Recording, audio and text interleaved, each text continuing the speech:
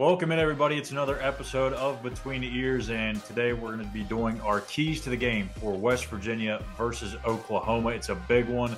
Don't be fooled by Chris's background playing the West Virginia BYU game, but it's a nice little touch to the background there, Chris, if I may add that. But huge one for West Virginia this week for obvious reasons. You win, you stay alive in the Big 12 title race, and for Oklahoma, obviously, they have to win out too. You got to really understand, you got to really wonder where Oklahoma's mind is coming into this game, because they had the playoff on their mind a couple of weeks ago. Even after that loss to Kansas, you still felt they still may have a chance if they win out. Well, then they follow that up with a loss to Oklahoma State in what will be the last Bedlam game in God knows how long because of them heading to the SEC. So where is this team's mindset? We have no idea. The one thing we do know is that West Virginia is playing good football right now. They've won 2 in a row over UCF and BYU, coming off their most complete performance of the season, beating BYU 37-7. So, Chris, let's just start it off right there. What did you like about the BYU game, and what confidence does that give you that they can maybe carry that over this week into Norman? Putting two performances where they weren't conservative offensively, they continued to stay in attack mode, getting that killer instinct with this group. We've talked about retention so many times on here, but it makes a difference. You think about the last couple of years when they've had to piece the team together essentially, and really fill in some key areas where you didn't want to try to do that every season, and they found ways to win in November, right? They finished 3-1 last year. If you go back to 2019, they won at Kansas State. They were able to finally come up with some schemes, come up with some stops uh, to get back on the winning track. And if you look at last year, they went 3-1. Come into this season, dealt with some injuries, but they scraped those wins together, 4-1. And now they've taken the next step, right? They lost those 2 games, injuries, especially on the defensive side. And when you get to the halfway point, talk about the coaching in this league, especially the D coordinators, offensive coordinators, I guess, in this scenario, that they're going to find your weakness, and when they find the weakness, everyone's going to expose it. Well, it was unfortunate, AB, thankfully, he's okay in his injury, but they talked about that communication in the fall. Dana took Yeah. advantage of that. Dana took advantage of that in the second half. So I think now you get AB back, you get the experience from those guys that had to fill in at that time, and it's just really they're really becoming a complete team now. You're not trying to scrape to get wins together. Now you're in attack mode. Now you can be aggressive. Now you can step on people's throats. So really, it's just been the evolution of the program with the retention of using Country Road Trust this offseason. The big name CJ Donaldson, being able to retain him, and really looking forward. Look, Traylon Ray, Ben Cutter. Look at all these young stars emerging. It's going to be needed now more than ever in the offseason, and you hope going next season, look, they can still stay in attack mode. Going to have all these Yeah. pieces back. So really, that's what it's been. Just the evolution of the program in general, and the offense has been able to take further steps and build off their success, and that's really what they just need to continue to do moving forward. That's the really the most promising thing about this is, like, if you have a coach that coming into the year, he's coaching for his job. I mean, we all know the situation coming into it. I mean, he hadn't won enough games, and with a new AD, he had to win games this year. Like, there was no question about it. But if you have a group that's very junior and senior laden, and you only get 7-ish wins, you don't know about what the future looks like, because if you're relying so much on those older guys, well, he's doing all this with a bunch of kids playing in their first year of college football or second year of college football, or in a guy like Tomiwa Durjai's case, like, he never played at Kentucky. This is his second year in college, but this is his first real action at the college level, and he's making an impact. And you look at what they did in the transfer portal with Beanie Bishop, Day Day Hawkins, Cole Taylor. I mean, these are some pretty nice pickups that they had. And a lot of these guys are going to be coming back. Now, Beanie, obviously, you're going to be losing him, but there's so many young pieces on this team. You're looking like, man, this could be a great finish to this season. But not only that, you're looking at what you have coming back potentially. and you're setting yourself up for what could be a really special 2024. Now, there's a lot of things that have to happen between now and next September for that to happen, but the optics look pretty good. So let's go ahead and dive into Oklahoma. A couple of years ago, West Virginia goes to Norman, huge underdogs. Lincoln Riley's there, Spencer Rattler's the quarterback, and Oklahoma is firing on all cylinders. That they're expected to make another run at the Big 12 and bigger. And West Virginia shows up, muddies the game up, plays good defense, and finds their way in a 13-13 tie, a little deep in the fourth quarter of that game. And if you remember, Zach Frazier, he would have been what, a sophomore or freshman? Freshman or sophomore? True sophomore. True sophomore in that game. And 5:23 or so to go in the game. West Virginia's got the ball at the Oklahoma 27, 28-yard line. Second and 12. He slightly moves the ball before he snaps it. So it's a snap infraction. Back it up 5 yards. Then on the very next play, he snaps it before Jared Daigie's even looking or paying attention and goes all the way back to the 50-yard line before Deggy falls on it. They end up having to punt. So they were getting ready to take the lead. At least you would have at least thought get at least 3, go up 16-13. Now, who knows if they actually hold on to win the game? Oklahoma would have certainly had another drive, you would think. But that's a tough one to swallow. And I think there is still a fair amount of players on this team that experienced that loss and remember to this day, most notably Zach Frazier. So I don't think, and we talked about this off the air, like when you just look at these two teams on paper, like it feels like it should be a really good football game. But in some aspects, it's just like, can they really hang in? Like this seems like everything's going against them this week because Oklahoma's coming off of 2 straight losses. They're playing pissed off, you would assume, and they're still as in this Big 12 race as anybody. So could this be a bad thing for West Virginia? I don't know. But to me, I feel like this is going to be a better game than expected. And hell, I mean, I don't think it's crazy to think that West Virginia could win this game, even though they're like 12 or 13-point underdogs. Yeah, I mean, they've been, you kind of go look at a lot of the games. They've been blown out. I think the most memorable one was at Iowa State. And again, that was times where they're just piecing teams together. That 21 team had a lot of promise, but they did lose a lot, especially defensively. But that game was early in the year as well. So once injuries hit and Week 3, I think. guys had to set out, we started seeing some of the weaknesses on that team, mostly depth. But I think this year you just kind of look at it. I don't think everyone kind of expected Oklahoma to bounce back. I guess, and I wasn't really high on Oklahoma again. I haven't been high on Brent Venables, and of course now with 2 straight losses, Oklahoma fans are now mad about their offense. But if you look at their offense, they're in the top of the league or near the top, near the number 1 spot, scoring, rushing, so on and so forth. But really, the Brent Venables, the defensive guy, they're in the back hat, they're in the bottom of the conference, near the bottom of the conference in defensive stats. So it's kind of funny. You go from Lincoln Riley, it was the same thing essentially. So I think really it's just the Big 12 offenses are starting to get a little better, be a little bit more patient, instead of kind of doing everything high tempo, kind of picking their spots with tempo. Same thing that kind of West Virginia does. Everything's kind of universal at this point when it comes to that. So I think really with just Oklahoma, again, talked about it, film, they got exposed and now everyone sees it. So how do they adjust is really the question going into West Virginia. West Virginia is obviously not going to take it easy on them defensively. They've got everybody healthy for the most part that's been playing for the last few weeks. And that's really where it's going to lie is defense. You want them to question. You want the offense to continue to do what they're doing. Just keep going, putting up points. Offense can sometimes be the best defense. Put pressure on. The quarterback's name? He's drawn Dylan. Gabriel. Dillon Gabriel. You start putting pressure on him to have to score and drive the ball the length of the field every time after a kickoff. Can bode well in your favor, and especially if you can create more turnovers again, right? You really put so in doubt in their head.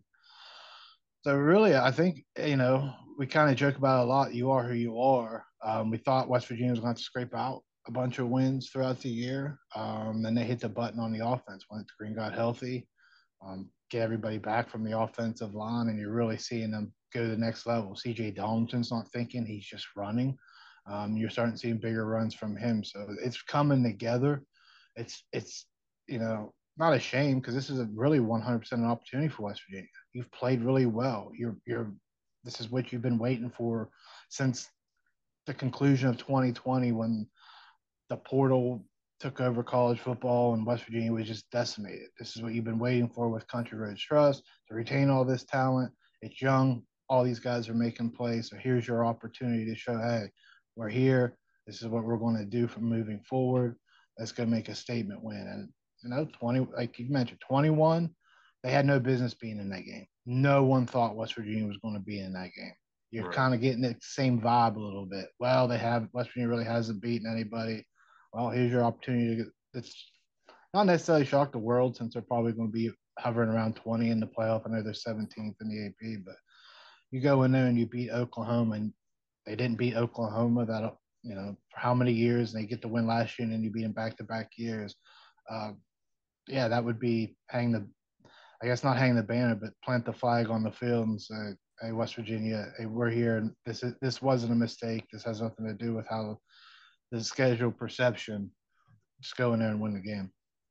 Yeah, I mean, when you look at that team a year ago, I mean, they were 6-6, and now they've lost two in a row. They've got a pretty favorable stretch to end the season after this week against BYU on the road and then TCU at home. But BYU on the again, road's a lot tougher because right, if you look at BYU they're at home, splits. they play a lot better at home. Yeah, Rightfully so. Everyone plays better at home, but we noted BYU's that. on another level.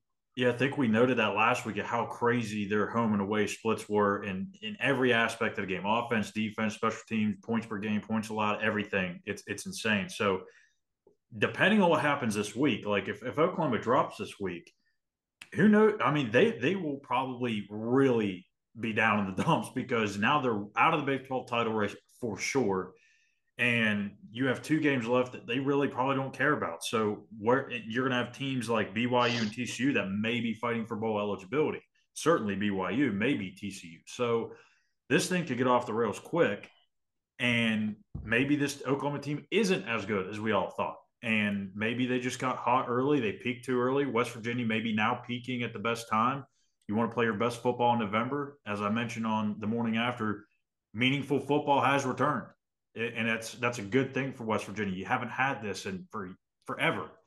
Um, but I think for West Virginia in this game, you've got to clean some things up in certain areas. That was definitely their most well played game all the way around against BYU, but they've got to get better on special teams, or at least do a better job on special teams than did a week ago. They didn't fit things right in the return in the kickoff game and punt coverage. I think defensively there was still, even though they held BYU to 7 points, not sure that would have been the case had they played Oklahoma that way. I think they would have given up some more points in that game. The coverage was still hit and miss. Run game, they did okay, but that's a team that's not going to run the football very well, anyways. Offensively, I think Garrett's got, again, I've been talking about this almost every day for the last 2 weeks. He is this close to being a really damn good football player. That close. But he's got to be able to hit the easy plays the defenses are giving him, the swing passes to the running backs out of the backfield, the quick slants, and even the downfield passes where the receiver has a beat on the ball and or has a beat on their guy and has 2 or 3 steps going toward the sideline. Those are open throws. He's got to hit those. Those are to me still considered layups, and he's missing these easy throws. The one I mentioned in the post game show last week was the second down, or I think it was like 2nd and 8 or whatever to Cole Taylor.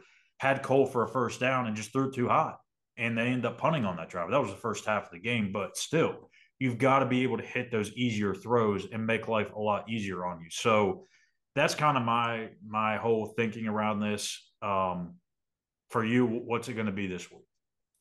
Yeah, you like to see Garrett. He's had the issue. He's so fired up, start the He's game, got and to that's calm down. he does got to calm down and just let the get a feel for the game. He's overthrown everything at the start of the game, thrown it a little too hard. at the start of the game. So for Garrett, I mean, we'll probably say it and going into next year, just calm down going into it.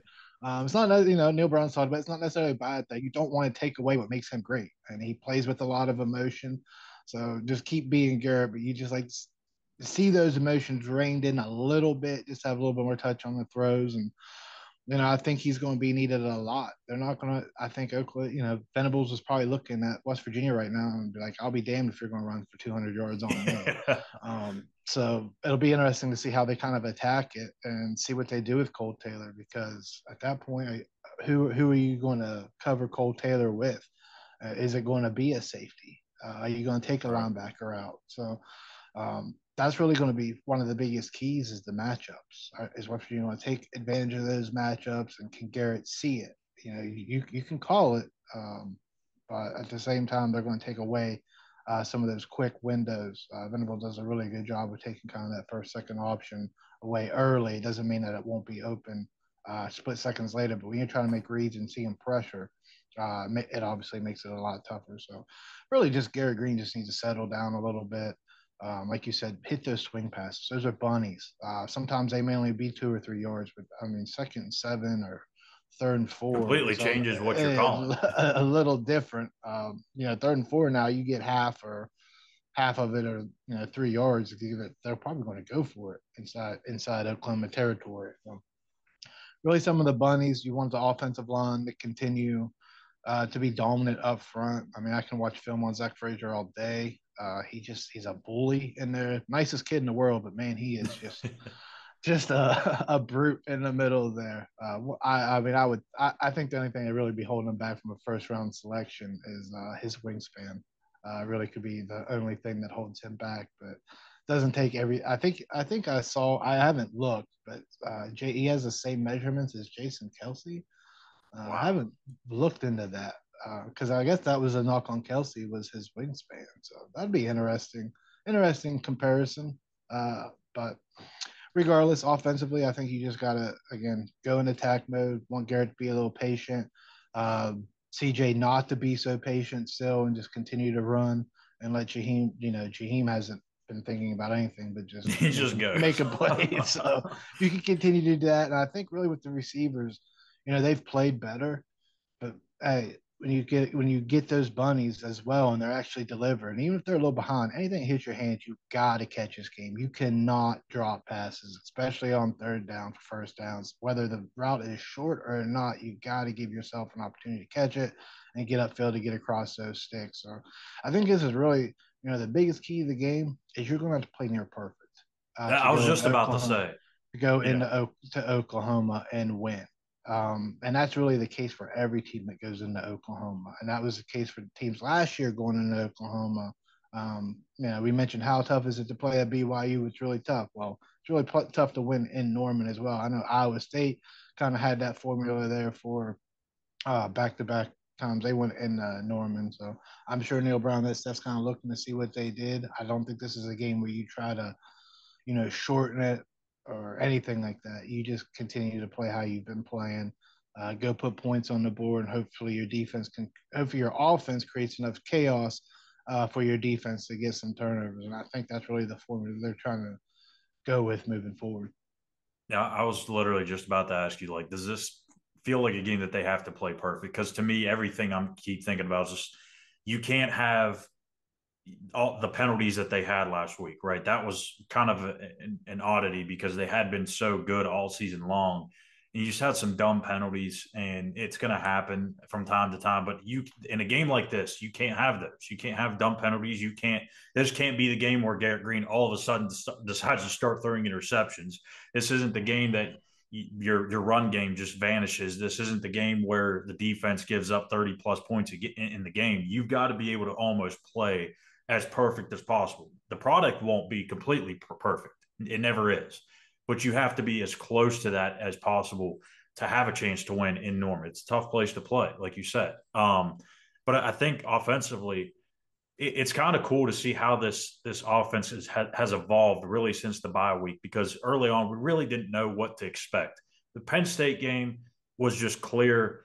Neil was just trying to get his team to the fourth quarter in that game to just give them a chance. And that's a whole different beast that you're facing there. And that game plan is a whole different game plan that you're going to have from anybody else you play the rest of the year. Duquesne's Duquesne. We all know about the injury, set him backs, weren't able to really do much with Nico. And then you come out of the bye week, and this has been, it's almost like a fun offense to watch, not only just because they're moving the ball and scoring points, but it's almost like a Sean McVay-ish type offense where they're doing all this window dressing before the snap, kind of changing the picture for the defense. You really don't have any idea. That was the biggest knock on Neal from fans, other than he didn't win games, is that his play calling was predictable. Now I don't know that we've seen a whole lot of same plays being repeated over and over and over again. They're playing and running so many different plays out of these formations and personnel sets. It's hard to really get a grasp on what they're going to throw at you. And when you have Jahiem White now in the mix, that's a whole different animal because now you've got the hammer and you've got and CJ Donaldson, you've got this scat back that can do a little bit of everything in Jahiem. It just makes it that much more difficult to defend. So this offense is humming. I think they're going to do what they need to do to stay in this game. I think it really comes down to defensive special teams in this one. So flipping over to that side, how do you contain Dillon Gabriel in this offense? Because I mean, when he gets going, it's a tough offense to stop. Yeah, it is, and this one isn't easy. It's easier to say, hey, just kind of keep everything in front of you. Don't give up the big play, but it kind of goes against everything. So They're going to get their they're going to get their yardage. It kind of goes against everything you said, right? Try to create some chaos and get some turnovers. So they're going to have to take chances. But I think this is where AB is going to have to be really instrumental in this one. He can't let anything behind him. He's going to really have to make the right reads. I think that a lot of teams have had success. If you kind of look what UCF did and what Dana did, West Virginia's had to play quite a bit of zone with all the injuries, so you're probably Yeah. going to see a lot of flooding, a lot of kind of receivers coming out of the backfield following the halfbacks coming out of the backfield following the receivers down the field and kind of getting those dump offs so they can have blocking down the field. Just probably a lot of flooding. So it'd be interesting to see how they change that. Maybe they play a little bit man, but you're going to get that filling out process, right? You see it in the first quarter, first couple possessions. West Virginia has always kind of played base to see how they're going to be attacked.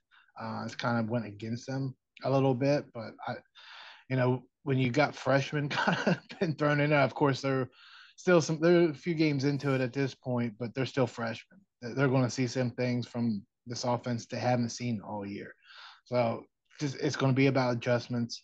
The thing with Oklahoma is they have so much of talent that adjustments sometimes don't help. So I think it's just about containing offense, make them work for every yard. If they start getting plays in chunks, they're going to start feeling it. They're going to be a lot more loose. So they could, to me, it's just about West Virginia offense. Put that pressure on them, make them force those throws, and get a tip ball and pop up in the air and get the interception. I don't know what else you can do defensively. You can say, hey, just blitz and put pressure on Gabriel, but he can use his legs. So up front, you're going to have to try to contain him the best you can. That's always a great offensive line at Oklahoma. They've always seemed like they've always got NFL guys. I mean, they are a blue blood.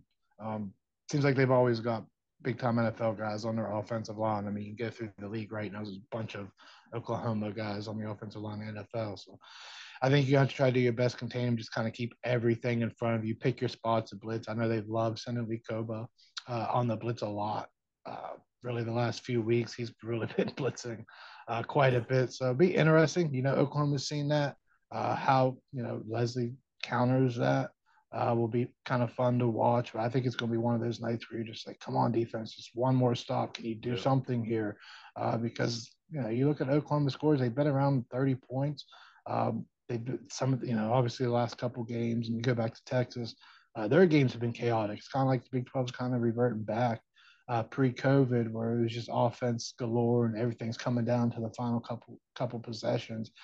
What defense can make that stop? West Virginia shown they can create turnovers, and a lot of that has to do with the pressure they put on the offense. So think that's just kind of it. Just hope for the best in that regard. Not from the coaching standpoint. I know they're going to have a game plan, but from a fan perspective, just kind of hope for the best and hopefully don't give up big plays where they can kind of get momentum. And then all of a sudden, West Virginia kind of feels that pressure. Because I don't know if West Virginia's really felt that much pressure offensively. You can go to Oklahoma State, but They get the couple ball out turnover, quick. couple turnovers there kind of hurt that game. You really felt most of the time they were in control offensively. But again, most often, as soon as you try to get down, a couple possessions, they feel like they had scored, and then all of a sudden they try to squeeze a throw in that doesn't need to be there. So really, with the defense, best offense is your defense. I think this year. Yeah, and I think there's also one other thing that I want to point out too, because in these types of games, you have to lay it all out on the line, right? And again, I know we don't want to look ahead at Baylor or Cincinnati, but let's be honest, those two teams are not who you should be worried about, and obviously because you have to play what's in front of you first. But if you got to throw the kitchen sink at this team, like literally everything that you have in your playbook that you have repped and feel comfortable with, both offensively and defensively, and hell, even special teams wise, throw everything at them in this game. That way you can survive and advance, like Neil said earlier in the season, to get to that next part of this so-called in-season tournament, if you want to call it that, because Cincinnati and Baylor, you can probably get by with some stuff. You can get by with struggling out of the gate, or not playing well defensively, or overcoming a couple turnovers. You can do that against those two teams. This game, you've got to throw everything at them, and I mean by being aggressive on fourth down too. I would not be shocked if Neil Brown has multiple fourth down attempts in this game offensively. I would not be shocked one bit, because he's shown a couple of times this year already that he's going to be aggressive, especially in the UCF game. First drive of the game, they went for it on their own side of the field, and it worked. So it's not always going to, but I feel like he understands what this game means and what they're going to have to do to win it. And I think it also comes down to stealing possessions away. And if they can stay on the field, convert a fourth down or two, that's going to keep their offense or their defense off the field, as well as Oklahoma's defense on it. And you win that time possession battle, that's exactly where they want to live, right? They want to keep the ball 35 plus minutes a game. And when they do that, they're pretty successful. So we'll see what happens when West Virginia and Oklahoma get together this Saturday night in Norman, 7 o'clock kickoff on Fox.